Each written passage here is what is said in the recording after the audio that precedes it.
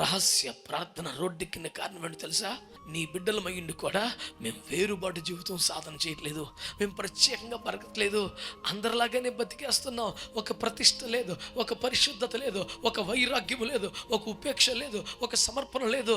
క్యాజువల్గా బతికేస్తున్నాం. మా తిండి, మా మాట, మా వస్త్రధారణ, మా కుటుంబాల్లో జరిగే పెళ్ళిళ్ళు, గృహప్రవేశాలు, మరణ కార్యక్రమాలు నిర్వహించే విధానం, ఎందులో కూడా ఒక ప్రత్యేకత లేదు.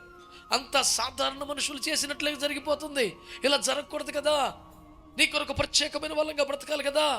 అంటే క్రైస్తవులు నడి వీధిలోకి వచ్చి పశ్చాత్తపడి, బాహాటంగా రొమ్ము కొట్టుకుని పశ్చాత్తపడి, ఒప్పుకొని ఏడ్చి చేయవలసిన బహిరంగ ప్రార్థన ఏంటో తెలుసా?